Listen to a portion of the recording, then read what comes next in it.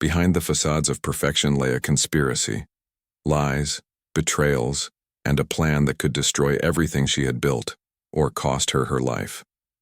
As the city below shimmered indifferently, Helena realized that the true danger came not from unknown enemies, but from those she had always loved. Every move, every code, and every decision made in the coming days would determine the fate of an empire, her family, and her own freedom. You're about to enter a story of intrigue, power, and revenge, where nothing is what it seems and each revelation is more shocking than the last. Subscribe to the channel now and stay up to date on every detail of this intense plot. Don't miss the chance to discover how far Helena's courage can take her, and what will be revealed about the Mendes family.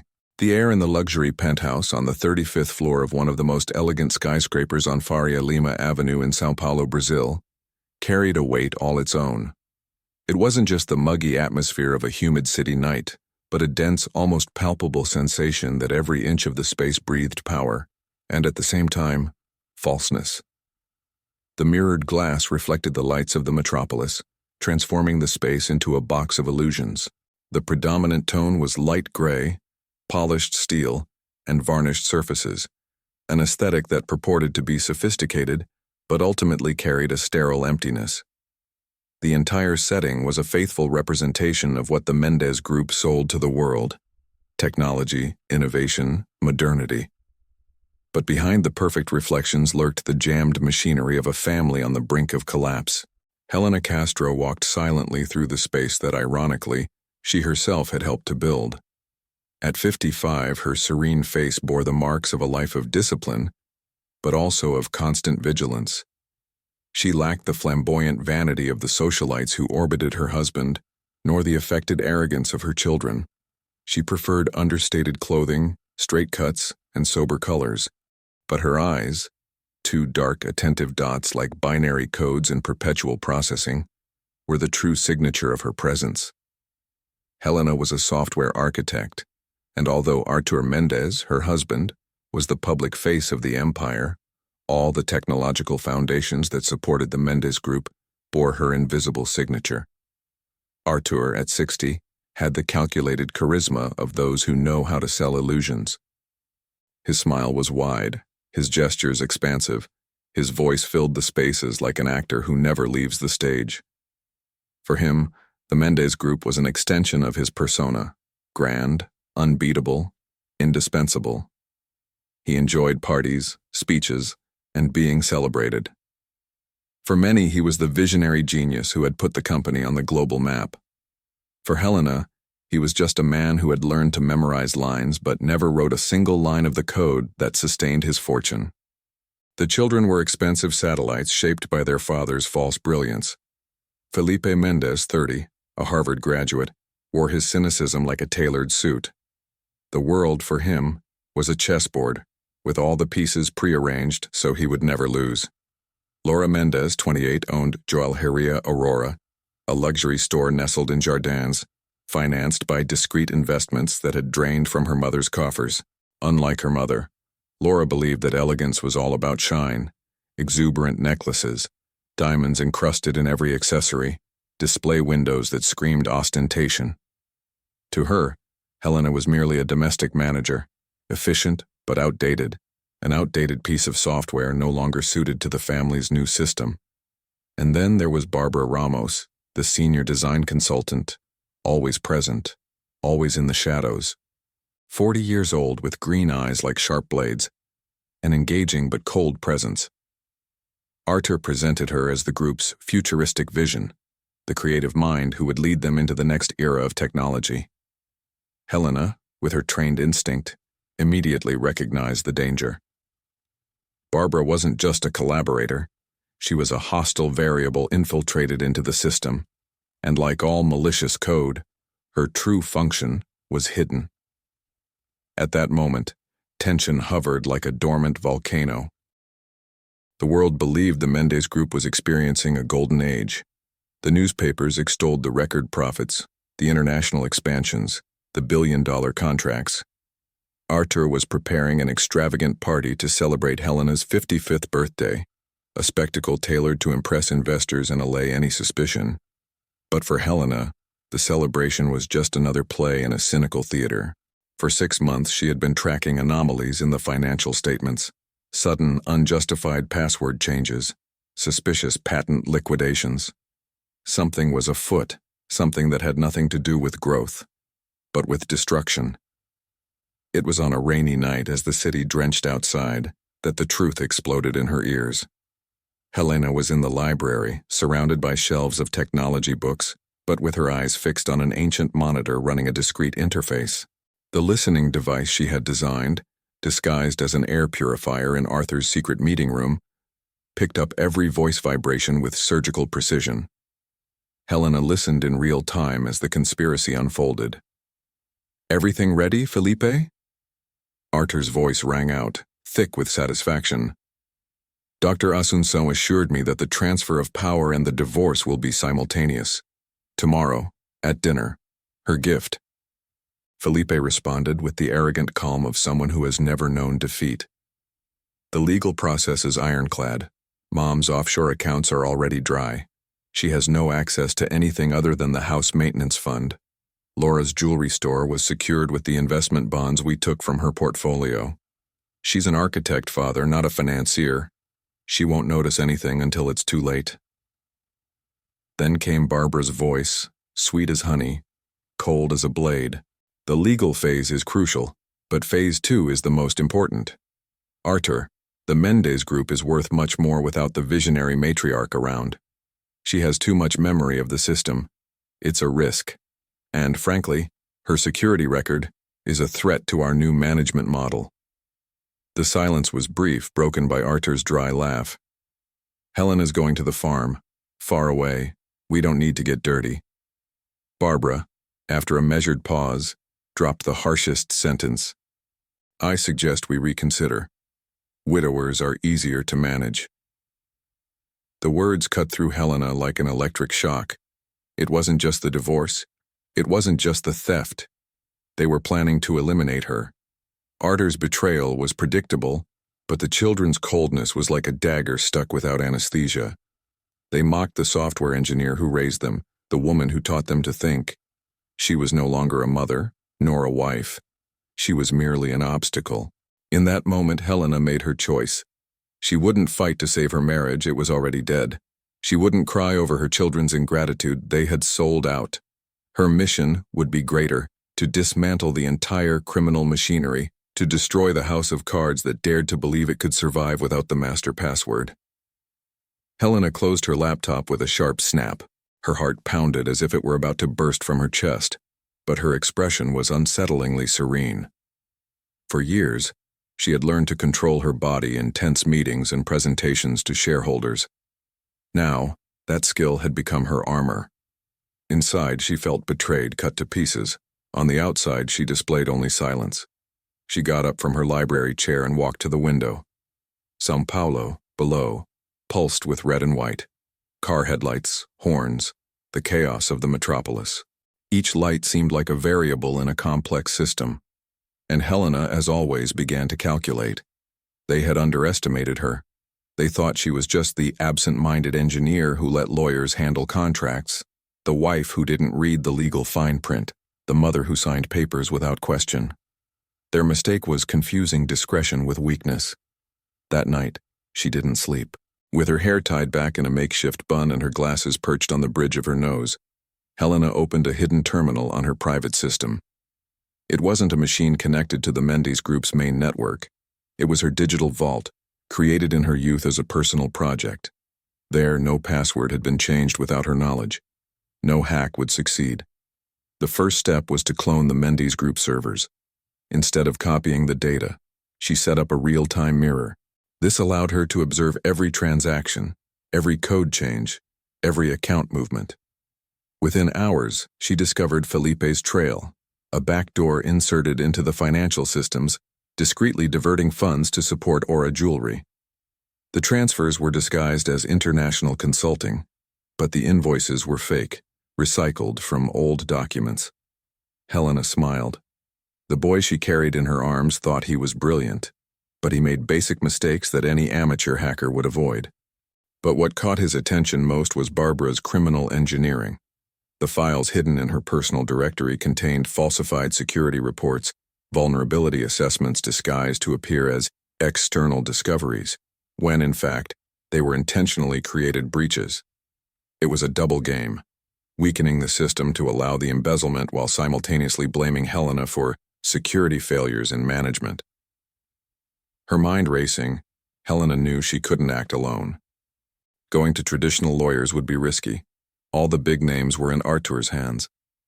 Then she remembered someone, Patricia Campos, a forensic auditor with whom she had worked years ago on an international compliance project. Patricia owed Artur nothing and had an impeccable reputation. The next morning, Helena arranged a discreet meeting at a cafe on Haddock Lobo Street. They sat in a secluded corner, and Helena handed Patricia an encrypted flash drive. "Track Barbara," she said quietly but firmly. "I want to know if there's a pattern. Business owners, CEOs, any connection to sudden deaths. She's not just a consultant. I'm pretty sure she's done this before." Patricia raised her eyebrows, but didn't question it. She just nodded. "It's going to be expensive," she said. "It's already paid for," Helena replied, sliding over a small, high-security cryptocurrency wallet. Back at the penthouse, Helena decided to take the next step. She needed physical evidence. During the early hours of the morning, while everyone was asleep, she discreetly broke into Barbara's private office. In the cabinet, she found a sealed bottle of water. It wasn't just any bottle, it was imported, hard to find in Brazil. Helena used a portable spectral scanner from her personal collection to analyze the inside surface of the glass. The result was immediate. Traces of a slow-acting toxin, nearly undetectable in standard tests. A poison used in microdoses, perfect for simulating heart attacks. A chill ran down Helena's spine. The bottle wasn't just a risk to her, it was also a risk to Artur. Barbara wasn't just planning to replace her wife. She was planning to eliminate the CEO himself. When he returned to his private office, he found something even more devastating. An email from Laura to Felipe. The tone was mocking and derisive. She signed the guarantee for the jewelry store's bonds without reading the waiver clause. So predictable, our robot mom. She thinks she still has control over something.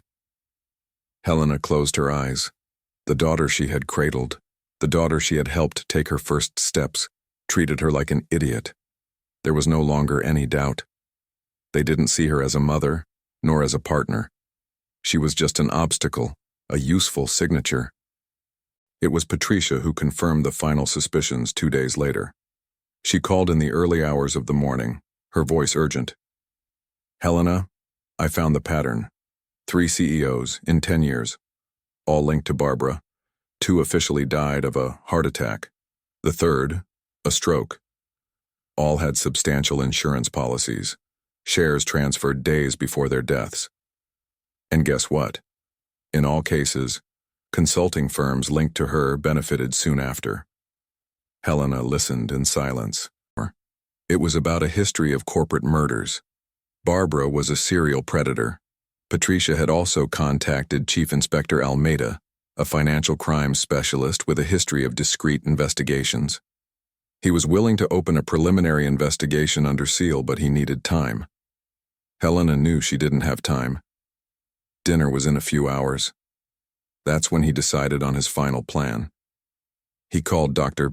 trusted lawyer since his youth, a man of integrity and loyalty. "Ricardo," he said firmly, "tomorrow you'll see me sign everything. Don't interfere. Just wait. When I leave, you'll trigger timing 0. 12 digital files, Federal Revenue, Federal Police, CVM, Press, all at the same time."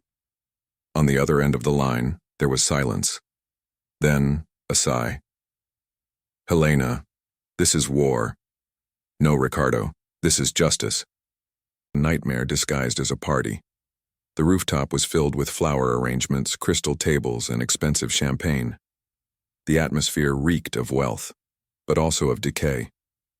Helena, wearing a simple black dress, entered as if she were merely a guest at her own birthday party.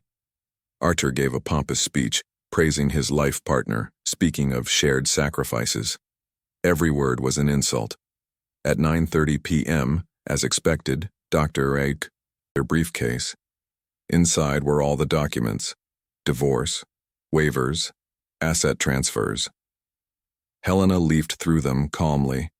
She signed each page with a diamond pen Arthur had given her years ago, looking each conspirator in the eye. Arthur, surprised, murmured, "That's unexpected. You're not going to argue?" Helena raised her gaze and rested it on Barbara, who smiled contentedly. "What's done is done. My only gift to you is my absence." Each of her children coldly on the forehead and approaching Arthur whispered in his ear, "I always knew you were a weak actor, but you taught me to be an excellent screenwriter." He walked out the door as they celebrated the emptiest victory of their lives. But the real play began now. The minute his car left the garage, Ricardo activated the protocol. 12 encrypted data packets flew to authorities, regulators, and newspapers. Not in months, but in hours. The first downfall was personal. Laura and Felipe's accounts were frozen. Aura jewelry was sealed in less than 10 minutes, amidst the flashlights of stunned neighbors. At Grupo Mendez, the biggest bombshell, Helena didn't destroy the system. She merely exposed the vulnerabilities created by Artur and Felipe. Falsified security reports, intentional flaws, tax evasion. All of this was leaked to the press and clients. The stock began to plummet. The next morning dawned gray in São Paulo. The city bustled with its usual hurried pace, but on the newsstands, on news websites, and on the television screens scattered throughout cafes and airports, there was only one name: Helena Castro. The headlines were devastating. The Mendez empire has fallen. The silent genius exposes fraud, conspiracy, and murder. Helena Castro, the mind behind the code that brought down the giant. From luxury to prison, the scandal that shook Faria Lima Avenue. The photo that illustrated the covers was symbolic. Helena, in profile, taken at a conference years ago, her eyes fixed on a code screen. Her serene face contrasted with the images beside it. Federal police officers leading Artur Mendez in handcuffs through the penthouse garage, her face still arrogant, trying to maintain a dignity that no longer existed. Felipe Mendez, Harvard's brilliant heir, emerged next. His suit was rumpled, his hair disheveled, and his hands tied behind his back. The Mendez Group financial advisor was now making headlines about tax evasion, multi-million-dollar fraud, and market manipulation.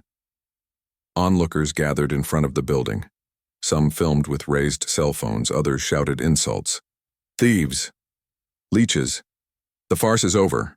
In less than 24 hours, the family that cultivated an image of perfection and absolute power had become a public spectacle of downfall.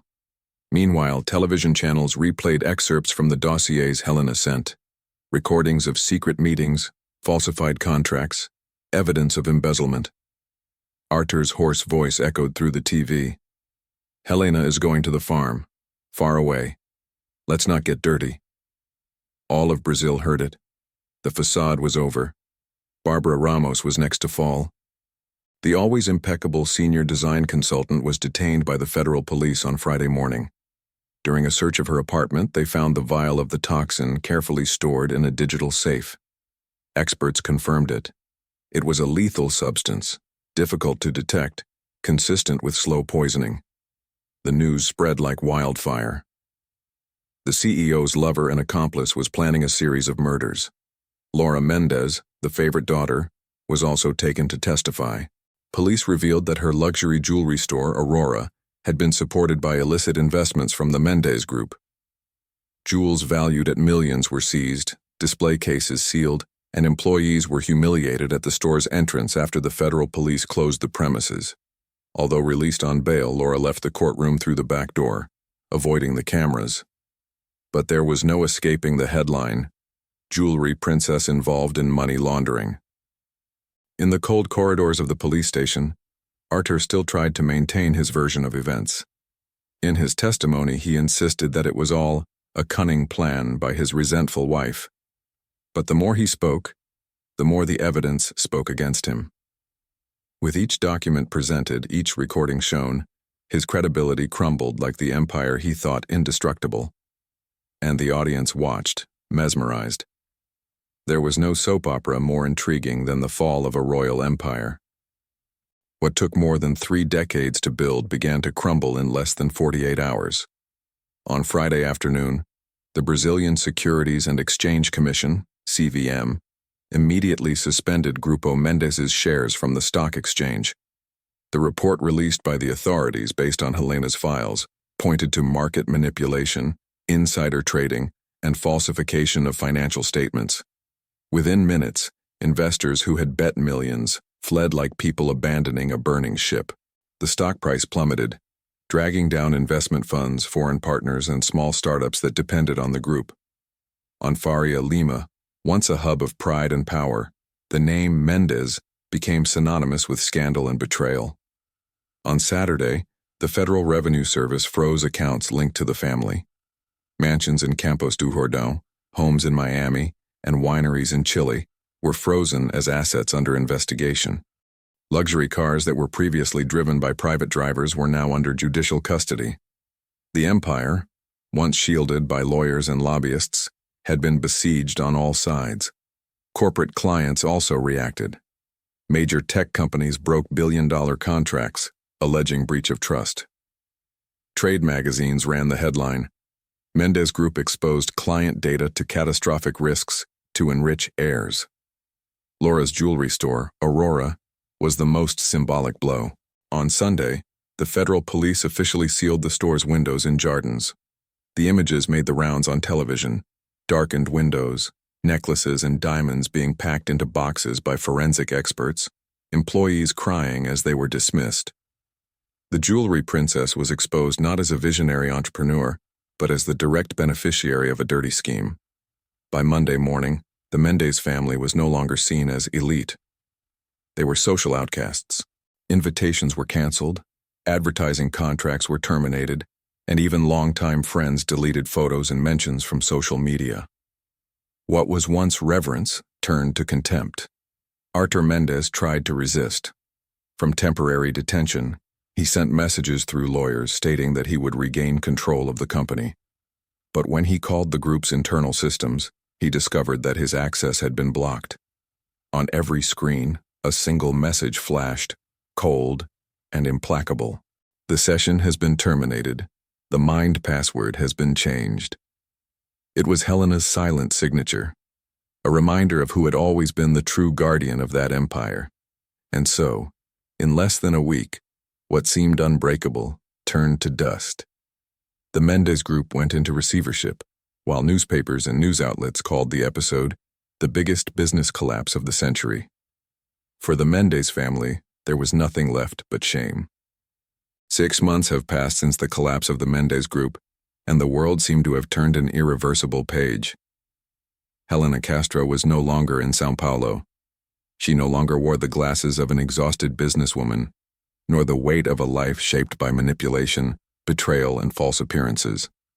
Now she found herself in a sleek yet understated design office in the heart of New York. Morning sunlight streamed through the enormous windows, reflecting off the clean, modern lines of the desks, the glass walls, and the cutting-edge technology that dominated the space. The sense of freedom was almost tangible. Every click of the keyboard, every project analyzed, every meeting with engineers and designers was conducted under her absolute control. But without the suffocating pressure of having to prove something to a family or society that only values facades. She was free. Finally free. Nova Corporation, a longtime rival of the Mendes Group, had recognized not only her technological genius but also her unwavering integrity. The offer was clear: to become President of Innovation and Global CTO, leading the overhaul of security systems and digital architecture on a global scale. Helena accepted not for the power, but for the opportunity to build something worthwhile, free from lies and manipulation. While reviewing a new security protocol that promised to make Nova Corporation the most armored in the world, his phone rang. It was Dr. Ricardo Assis, his trusted lawyer. "Helena, the courts have officially recognized that your actions were not revenge, but defense against serious crimes," he said, his voice firm but with a hint of relief. You managed to recover only what was necessary to maintain your comfortable life, but the greatest prize was your freedom. Helena smiled, closing her eyes for a moment. Every detail of that sentence carried the weight of years of betrayal, sleepless nights, and meticulous planning. She needed nothing more than her autonomy and dignity restored. That same morning, as she watched the first rays of sunlight reflect on her monitor, she realized how much had changed. Aurora's jewelry, which had once symbolized her family's financial manipulation, was now just a reminder of a past she had transcended. The jewelry she created for clients in New York had real meaning. Each piece told stories of resilience, and honesty. On the other side of the world in São Paulo, what remained of the Mendes family was nothing but ruins. Arthur and Felipe were detained, facing charges of fraud, tax evasion, and corporate negligence. Barbara Ramos awaited trial under investigation for murder and conspiracy. Laura Mendes, discredited and without her jewelry store, tried to rebuild her life amid the humiliation portrayed in the media. The empire that seemed eternal collapsed under the weight of its own corruption. Helena didn't feel joy at their downfall. She felt relief. For the first time in decades, she could breathe without the constant fear of betrayal or losing everything she had built. Every decision made, every code revised, every step taken in New York was a testament to its rebuilding and sovereignty. She stood, walked to the large office window, and looked out at the pulsing city below. Freedom smelled of fresh coffee, concrete, and possibilities. The feeling was almost physical. She owed no one anything, and in that moment, Helena Castro understood the true lesson she had learned through pain, betrayal, and strategic intelligence. Competence and character are the most valuable currencies. They stole her life, tried to erase her presence, but forgot to change the password to the mind behind the empire. And so the empire became hers, rebuilt on new terms, unattainable, and free of any shadow of falsehood. Sitting at her desk, she smiled for the first time without caution. Every project she developed, every system she designed was an extension of her unstoppable mind. Helena didn't just get her revenge, she redefined herself. The legacy she would leave to the world wouldn't be in jewels or dollar signs, but in steel, code, ethics, and freedom. And as the sun rose high over Manhattan, Helena Castro knew that finally the story was hers alone. A story of power, redemption, and reinvention, and she would write it the way she always wanted, with conscience, courage, and absolute control of her destiny.